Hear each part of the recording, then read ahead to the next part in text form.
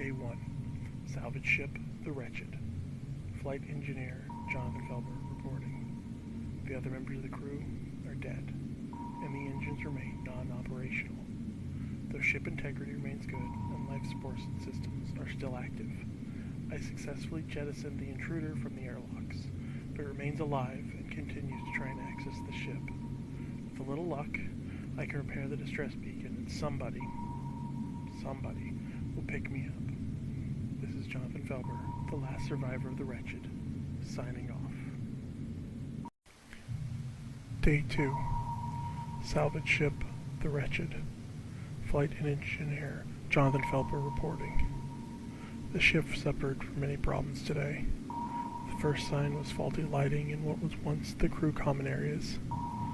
Fixing this problem forced me into the crawl space, pressed between the cold outer skin of the ship and the warm inside, a fragile safety that I had come to know. I could hear what sounded like the creature crawling along the outside of the ship. Its very presence seemed to dim the lights around it, leaving me once more in darkness as I waited for it to move away. When that was repaired, I retired to the inner room where I had moved my bunk, as far from that cold outer wall as possible. I was woken from the nightmares that have become normal to the sound of alarms. The alarms were cut off abruptly, and once more, darkness stole cold. The acrid scent of burnt plastics filled the room. I had to find my way through the gloom by memory and feel alone. The main generator was broken down, causing a fire that had caused the fire suppression systems to activate. The strain of these systems going without the main engine going blew the backup generator as well. I was able to repair the power and restore it. This cost the backup generator as I had to cannibalize it for parts.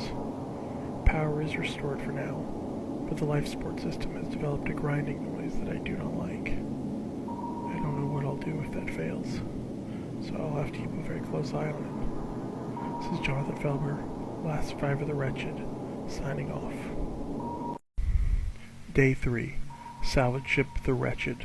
Flight engineer Felber reporting. When there's no crisis that I must attend to, I'm left alone with my thoughts and the silence that has taken over the ship. Without the crew, the background hum of the engines, it's strange how little noise fills these empty halls. In fact, the only noise that I notice is one that I shouldn't be able to hear.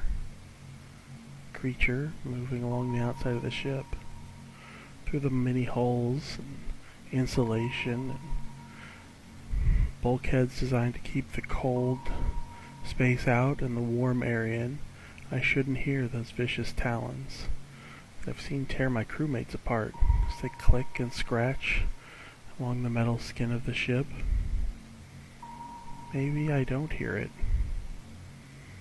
Maybe it's gone. Day 4. Salvage ship The Wretched. Flight engineer Felber reporting. The proximity alarms woke me again. The creature is still here, still close, and still trying to get in. I had to disable them. Hopefully nothing else is out there for me to run into. The nightmares are still happening. Without the alarms to wake me, I have relived the attack over and over again.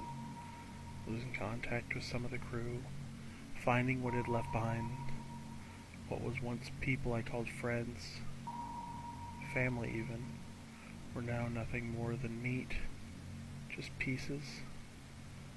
The worst memories of the last, hiding from the monsters that hunted the others. I always hated the crawl spaces. They were the jobs I'd avoided as often as I could, but they were where I spent those last hours. Tucked away in darkness as the creature found everyone else. Their screams surrounded me as I hid from death that had found its way into our ship. Why did I tell her about the airlock idea? Why didn't I stop her? Day 5. Salvage ship The Wretched.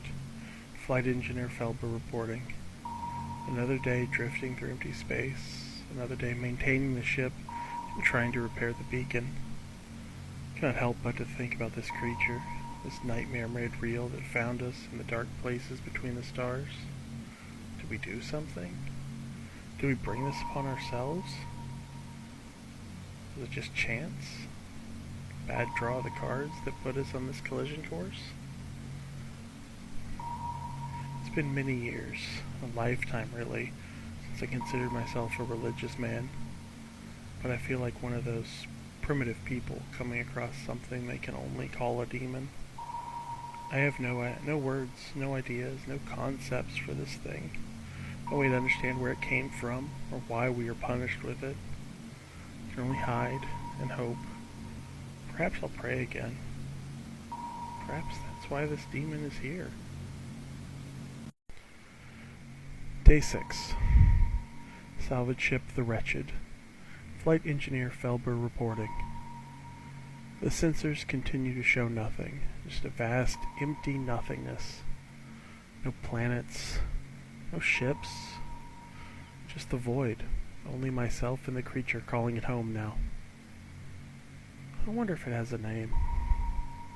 Is it a thinking creature? Does it wonder about me? Or am I just food for it to hunt and slaughter? I tried to rip its way in again. I tried to finish the job it started with the rest of the crew. It didn't make it, obviously, but it did cause one of the habitat modules to jettison, and I had to scramble to seal the hole again. And the hole took a beating, and there are way more red lights on the monitors than there were before. I had to venture through some parts of the ship that I had avoided to shore up the hole. Parts where the creature had gotten in before. And I found myself following a spiraling series of gouges in the wall, floor, even the ceiling. Talons, or something very much like them, it scratched the metal, scarred it with ease. The gouges were wider than my splayed hand, and half an inch deep in places, piercing through some of the thinner inner walls and showing slashes of the interior. The ability to cut through metal that easily, it's no wonder it had met so little resistance in the crew. So I turned to the helm. I found a small book kicked under a table. It's a journal. Matthew's journal, it turns out. I took it with me. I'm not sure why, though. I guess just missing that connection. I even tried to read it. They were missing their partner. Looking forward to seeing them when they returned. I stopped reading after that. It just felt wrong. I'm sorry they're not coming home. Sorry that none of them are. Signing off. Day 7. Salvage ship The Wretched. Flight engineer reporting. Most of the day trying to get the engines running again. Found some tools when I was repairing things yesterday, and they were helpful. I ended up dismantling most of the engine that I could reach, but I could find no faults in the parts that I could see, and I dare not press my luck farther, so I just locked them back up and put things back together. Did have to find my way into the secondary engine compartment, though. Normally only Chief can get in there, but I found their ID while searching for survivors after ejecting the creature. The laminate on it was peeling at the edges before, and blood seeped in, marring the image, leaving his face hidden in shades and shapes varying reds. I try not to think about how that image matches what's left of him now, but I fail. It's kind of funny. Even though I evicted the creature and I washed it as it tried to smash its way through the windows on the observatory deck, leaving them spider-webbed, I never got a good look at it, but I heard it. That sound, that chittering screech of it as it failed to get inside. The rage it seemed to have makes me rethink that it is definitely not a mindless being. That scares me more than I want to admit. And with that sound echoing my head, I spent hours reinforcing those windows. Layers and layers of metal that I found from the inside walls. I'm safe for now. For another day. Just me and the ship. Signing off. Day 8. The salvage ship of The Wretched. Today was not a good day. The sensors started showing a large object nearby, but it would flicker and disappear, or only to come back a few minutes later. Between that and spending most of the day repairing damage the creature had done during its time inside the ship, I'm exhausted. Sleep was still many hours away.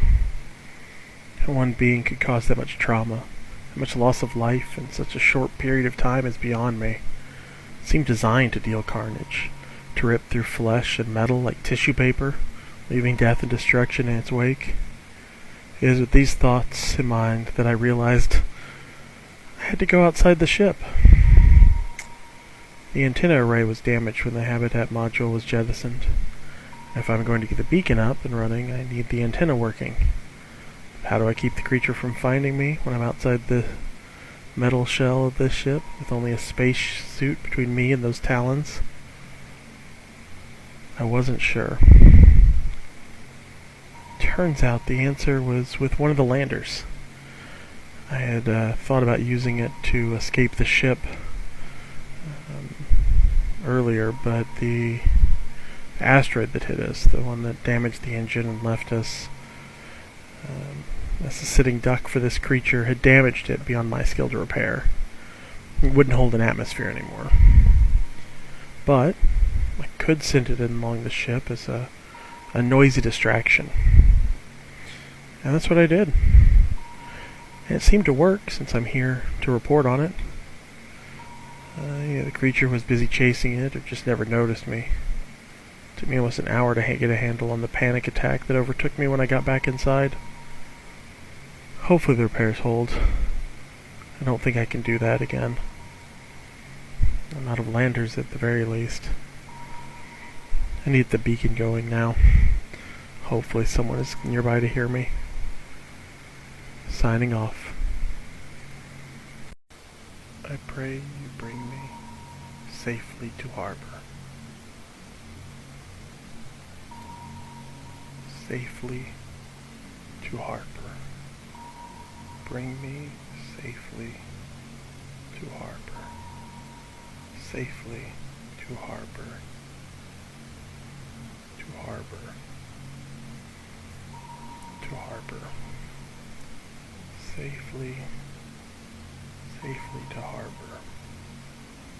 Bring me safely to harbor. I pray. Safely to harbor.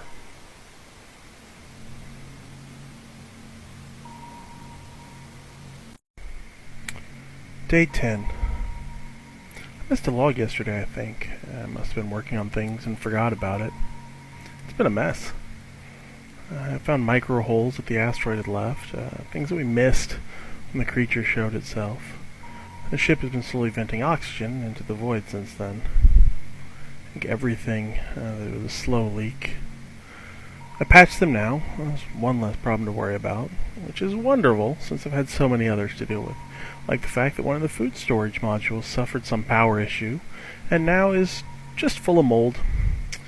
I sealed that locker and disconnected it from the system, so hopefully nothing else goes bad. Though honestly, if I'm surviving long enough for food to be the issue that I'm prone with, I'll be happy. As much as I'm missing the sound of other people, so much so that I've taken to listening to old ship logs from time to time, just to help fight that isolation. And the comms blinking to life, and filling the ship with garbled chatter from some other vessel, scared me half to death. I raced to the comms to try and signal them, but it went dead before I could get there. I can only half remember what they were saying. I was so panicked. But it seems to be normal ship-to-ship broadcast, not being anything directed at me. But being reminded that there are other people out there was nice. I was starting to feel like the only one left. It does mean the antenna's working. Soon I'll be able to send a message. Someone will hear me. Its help is coming. Signing off. Day 11. I'm still here, not for lack of trying by the cosmos as a whole, it seems. One of the engines, which hadn't been working no matter how much I tried to repair it, decided to catch fire. setting off a chain reaction of issues that would have been trouble for the full crew to handle. Just myself, it would have been impossible. So I had to cut my losses and jettison the whole engine. Means any hope of repairing it and getting going again is long gone. Limping along with just one engine, even if I could fix it, would take decades to return. So the beacon and rescuer are my only hope.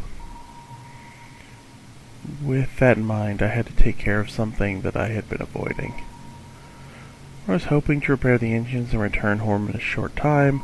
I had avoided doing anything with the bodies of my crew, my friends.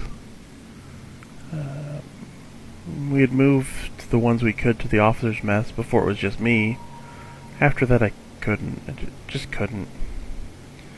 I had left them where they lay. But if I was going to be on this ship for a while, I needed to get that sorted. I suited up and began to work. I can't bring myself to talk about it or even think about it, really.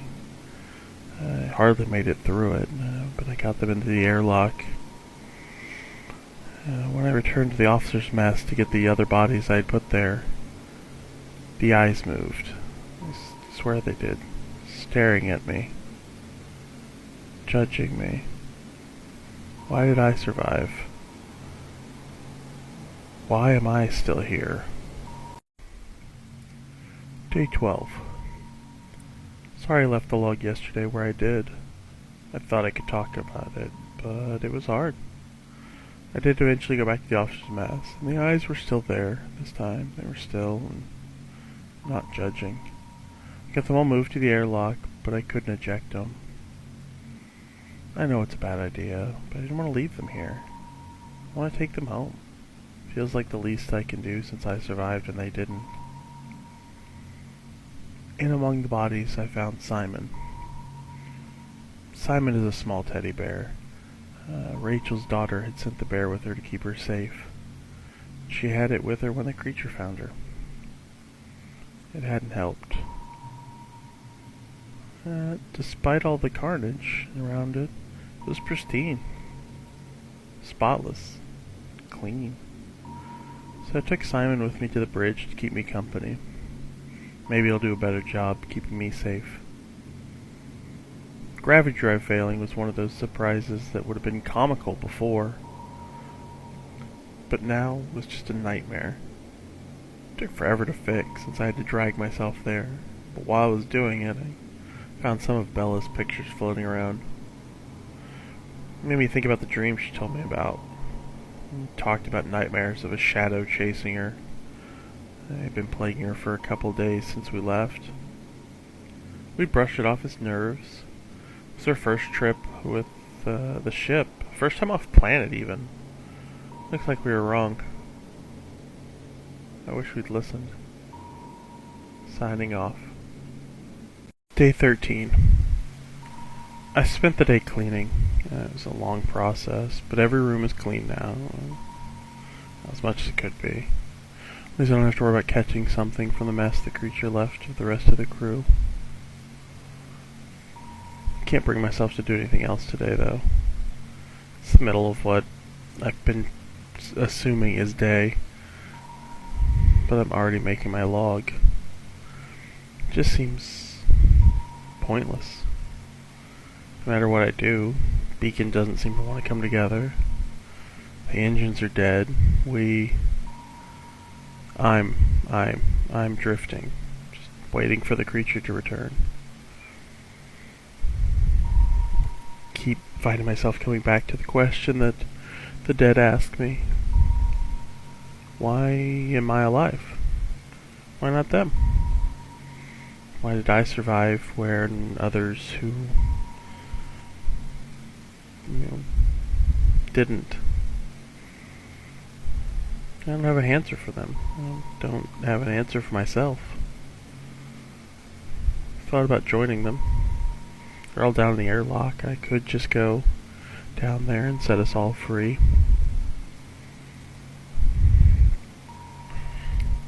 Maybe I should just sleep. Maybe Simon has an answer.